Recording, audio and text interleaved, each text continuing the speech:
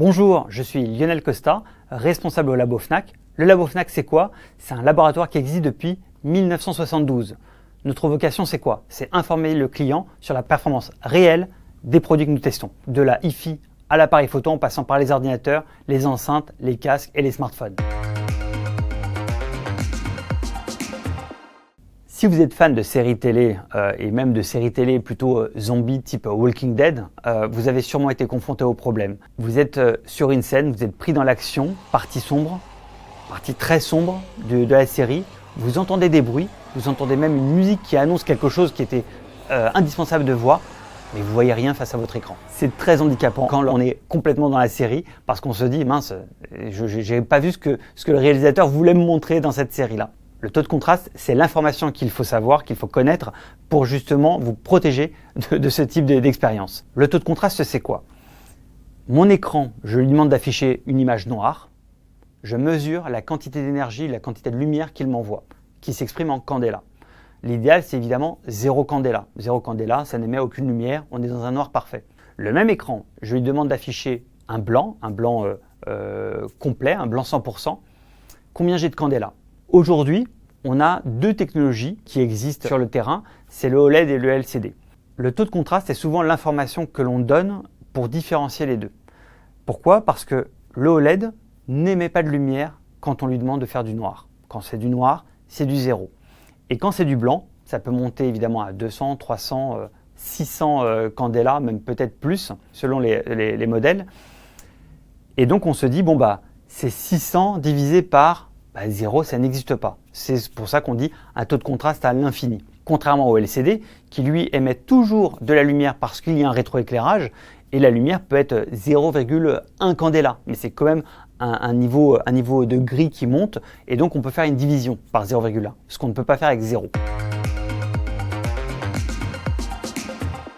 Au labo de la Fnac, nous évaluons évidemment ce noir-blanc comme ce qu'il est indiqué pour évaluer un taux de contraste, mais on minimise son intérêt. Pourquoi? Parce que, premièrement, donner une information de dire taux de contraste à l'infini, ça sous-entendrait de dire, bon bah en fait, celui-là on ne peut pas faire mieux, il est parfait. Si vous avez l'intention de regarder un film qui est très sombre, qui est vraiment dans le noir, alors l'OLED est la technologie qu'il vous faut. Eh bien pas forcément. Pourquoi? Parce que les nuances dans le noir très très sombre ne sont pas du noir à 100%. C'est des nuances de gris très très sombres qui vont monter au fur et à mesure. Le HDR, donc High Dynamic Range, la fonctionnalité qui est arrivée ces dernières années, avec évidemment des évolutions, le HDR10, le HDR10+, même le Dolby Vision, qui sont un élargissement des paliers dans les gris, dans les blancs, mais pas que, ce qui permet d'avoir des paliers beaucoup plus fins et surtout plus important. Donc on va avoir un nombre de nuances beaucoup plus riche que ce qu'on avait auparavant. Le taux de contraste ne répond pas à ça justement.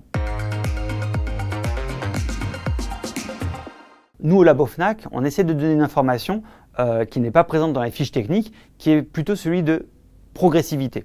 Ça veut dire quoi? Ça veut dire que lorsque je regarde une série télé ou un film très sombre, l'information qui est importante, qui va montrer le personnage, qu'est-ce qu'il fait, l'action, le mouvement du bras, le mouvement de la tête, etc. Ce ne sont pas du noir sur blanc qu'il va y avoir, c'est plutôt du gris très sombre qui va monter un petit peu le niveau de noir vers du gris très foncé.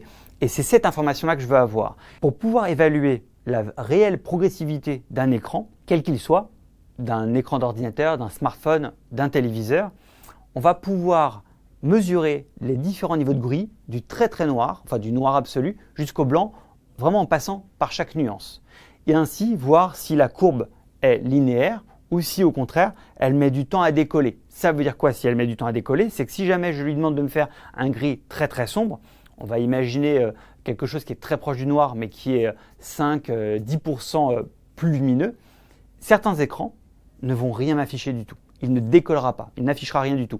Et ça sous-entend que ce type d'écran-là, qui vont avoir une courbe qui est plutôt dans ce sens-là, ou plutôt dans ce sens-là, ici à cet endroit-là, ne donnera aucune information au téléspectateur. Ça restera noir.